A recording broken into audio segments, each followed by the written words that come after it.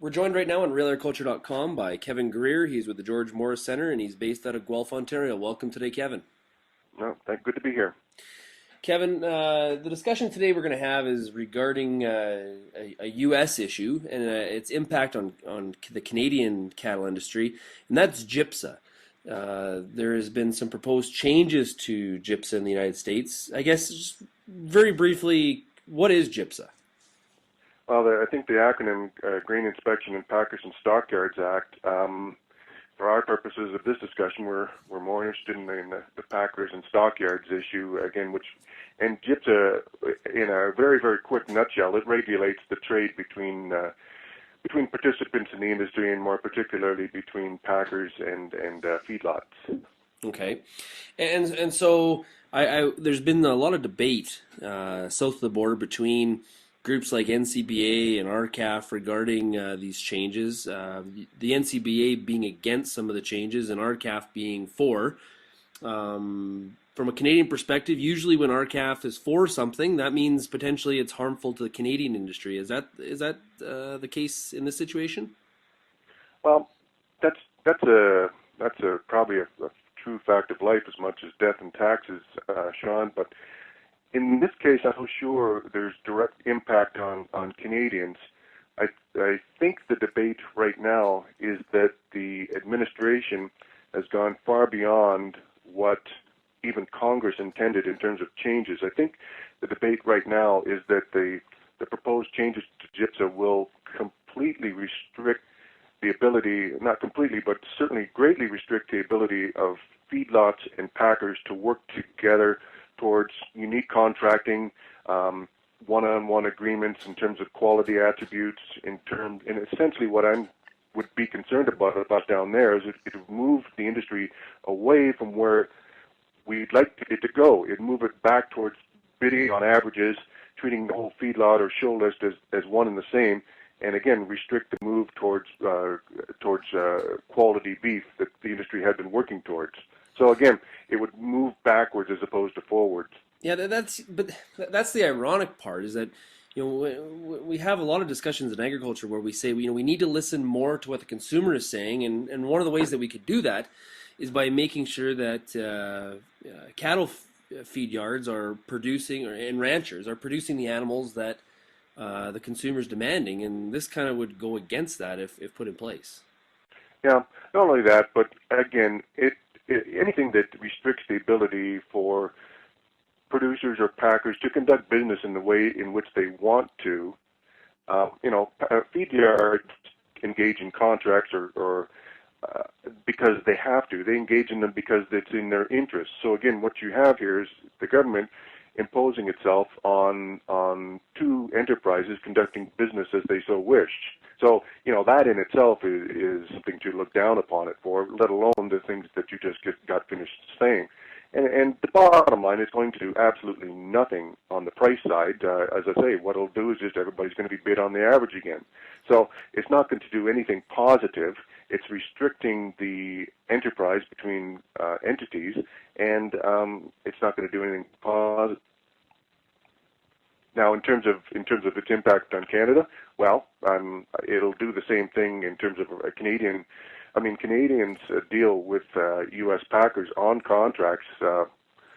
Probably half the marketings are going south are on contracts, so that's obviously going to impact it as well. So it's not overly negative for Canada, but again, the whole thing is generally intrusive. One of the things and this conversation reminds me of when the Canadian NFU came out with a report saying that we need to get rid of captive cattle, period.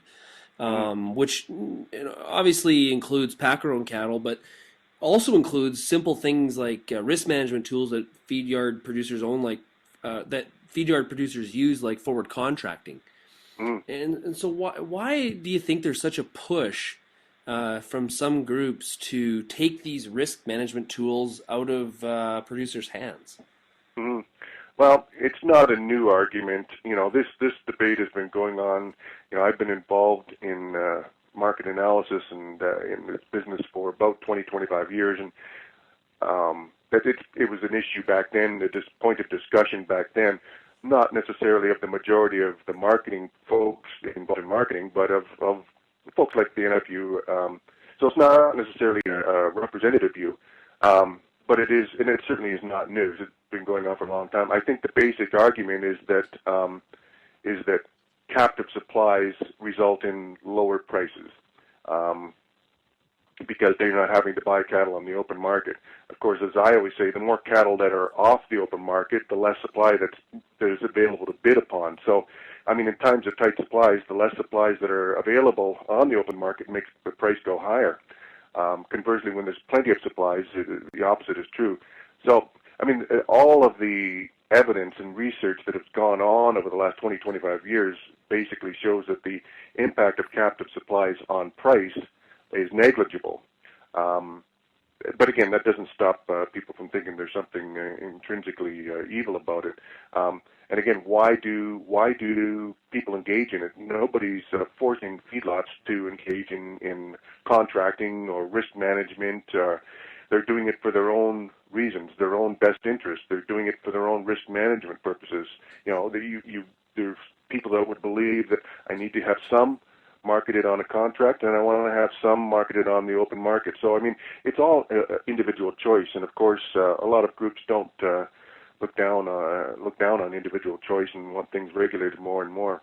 Well, and if you think about where we are in today's commodity world, with the volatility that our markets experience, to take away things like forward contracting or things like that would be increasing the risk on the producer immensely. Like, in the 70s, the markets didn't move like they do today. It would really put producers in a very, very dangerous spot.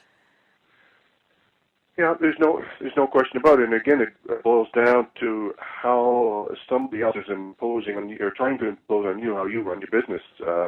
You've got marketings of anywhere from hundreds to thousands of cattle per week, depending on the size of your operation. And for the reasons you just said, you want to have your cards wide open in terms of your ability to protect yourself. And of course, the most controversial, for lack of a better word, is packer-owned cattle. But again, the CanFac surveys show that packer-owned cattle are fairly insignificant. I hate to throw a number out, but because I wasn't prepared for this line of questioning, but it's not a large number. We're talking well below 20%, well below in terms of the marketings. So, but again, what is wrong with packer-owned cattle? I mean, they're a business. They have their own risk management needs too. Some believe that they need to have a certain amount of cattle that are theirs for those times when supplies are tight. I mean, the reverse was a company like IBP back in the day. They wanted no cattle owned on their own. They felt their risk management strategy was always buying on the cash market. And when I say back in the day, I mean, not too long ago. So, I mean, again, it's all about how individual companies choose to mitigate or at least lessen risk. Right. So, I guess to wrap up, GIPSA, the changes to GIPSA, obviously are going to have more of an impact in the U.S. and minimal impact in Canada. Is that correct? Yeah, except of course for those producers who sell cattle into the United States, they might be impacted as well. But I mean, let's hope that reason prevails in this. I mean, like I say, Congress was very much opposed to what the administration was proposing, and that was even before the fairly big change that were. As I say, hopefully reason will prevail, and these changes will not come into play, and everybody can go back to conducting business as they see fit. Yeah, we don't have anything like this going on in Canada right now, do we? No, and there's no shortage of folks that think we need something like that. More government involvement between packers and feedlots in terms of how cattle are marketed. The demand for it seems to increase in times of low prices, of course, and you don't hear much about it in terms of high prices. But I have no reason to say why we would need any sort of interplay between any government involvement between feedlots and packers. And no good would ever come of it, of course. It's certainly not going to result in higher prices. It will simply result in restriction of trade. Yeah, for sure. Kevin, thank you very much for joining us today, and good luck in the future. Thank you, and thanks for asking me.